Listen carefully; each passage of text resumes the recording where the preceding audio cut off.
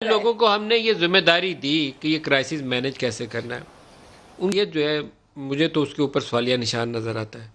ظفر مرزا صاحب تفتان میں جس طریقے سے لوگوں کو 5,000 لوگوں کو انہوں نے پیک کر کے وہاں پر پاکستان ہاؤس میں ڈالا اور جس طریقے سے وہ سپریڈ ہوا، وہاں سے آغاز ہوا، پہلا مثال تھا۔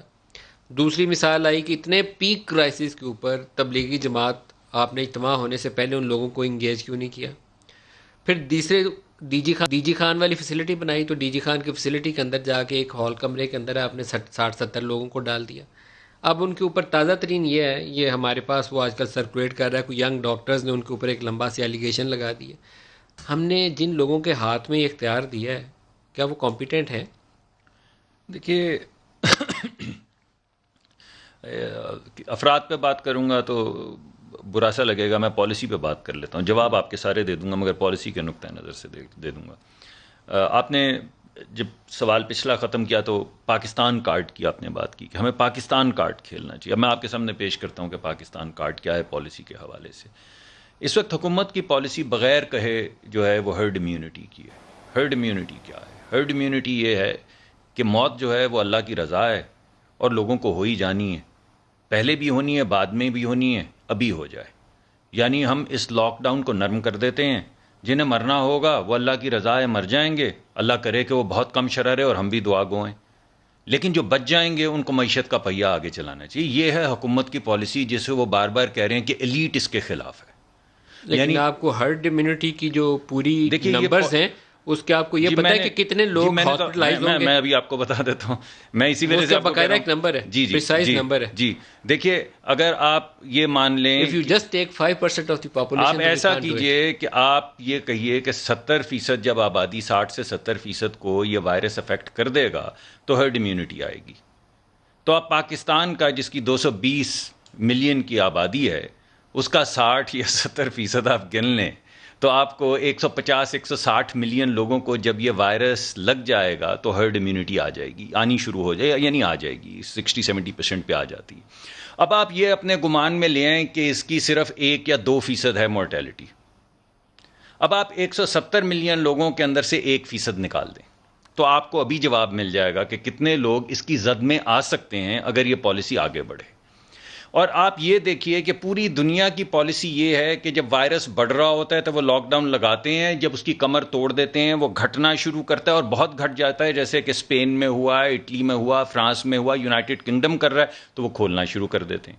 ہمارا یہ دیکھیے المیہ کہ جس وقت ہمارے ہاں 15 لوگ صرف انفیکٹ ہو رہے تھے یا 20 لوگ روز انفیکٹ ہو رہے تھے تو ہم نے لاک ڈاؤن لگا دیا، اور پہلے 2 ہفتے مؤثر لاک ڈاؤن رہا ہے، پہلے 2 ہفتے۔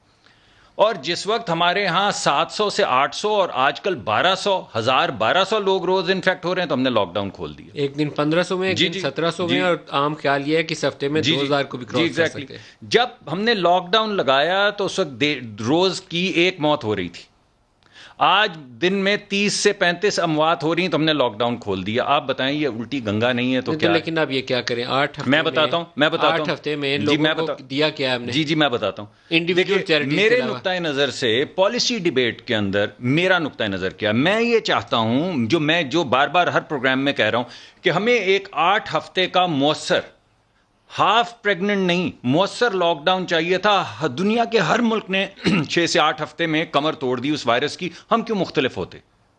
8 ہفتے کے لاک ڈاؤن کے درمیان میں ہمیں وقت مل جاتا کہ ہم پورے اپنے یونین کاؤنسل لیول کے اوپر یا وارڈ لیول کے اوپر جو تو سمپٹومیٹک لوگ ہیں، جو آلریڈی یہ ہو چکی ہے بیماری، ان کو 100% کو ہم ٹیسٹ کرتے، اور جن لوگوں میں بیماری نہیں ہے وارڈ یا یونین کاؤنسل پہ 100 لوگوں کا رینڈم سیمپل جو ہے اس کا سیرم ٹیسٹ کرتے۔ تو اس 6 ہفتے میں 8 ہفتے میں ہمیں پورے پاکستان کا میپ مل جانا تھا کہ کون سا ریڈ زون ہے جہاں پہ بہت زیادہ ہے، کون سا یلو ہے، کون سا گرین ہے۔ آپ گرین کو کھلا چھوڑ دیتے، 6-8 ہفتے کی جو آپ کی مؤثر لاک ڈاؤن ہے۔ 22 کروڑ کی آبادی میں 2,83,000 ٹیسٹ کیے ہیں، آپ کہاں کی بات؟ نہیں دیکھیں نا، آپ سمجھنے کی کوشش کریں، میں ٹیسٹوں کی بہت زیادہ بات نہیں کر رہا ہوں، میں آپ کو کہہ رہا ہوں آپ ہر یونین کاؤنسل میں رینڈملی 100 ٹیسٹ کریں، دیکھیں آپ یونین کاؤنسلز تو آپ کے پاس ہے نا موجود, تو ہر یونین کاؤنسل میں 100 رینڈم ٹیسٹ کریں. رینڈم کا مطلب سلیکٹیوٹی کے ساتھ نہیں کرنا ہے. تو آپ کو وہ اسٹیٹسٹیکل پاور مل جائے گی جس کے ذریعے آپ یہ بتا سکیں گے کہ یہ ریڈ زون ہے. اور جب آپ کوارنٹین کے درمیان میں یہ کریں گے, یعنی مؤثر لاک ڈاؤن کے درمیان میں یہ کریں گے, تو ہوگا یہ کہ گرین زون جو ہے وہ 70% ہو گئے ہوتے 8 ہفتے میں, صرف یلو اور کچھ ریڈ رہ جاتے. یلو میں آپ نرم لاک ڈاؤن کرتے جو آپ کر رہے ہیں, اور ریڈ جو آپ کے زونز ہیں ان کو آپ کوارنٹین کر دیتے بالکل. اور پھر یہ جو آپ نے لوگوں کو خوراک اور پیسے پہنچانے ہیں وہ صرف ریڈ زونز میں پہنچاتے جہاں پہ آپ نے بالکل ان کو بند کر دیے, زندگی معطل کر دی.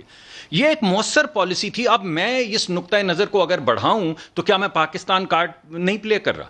میں حقیقت میں یہ سمجھتا ہوں کہ یہ عوامی مفاد میں ہے, تو مجھے یہ بات زور پہ لے جانی چاہیے.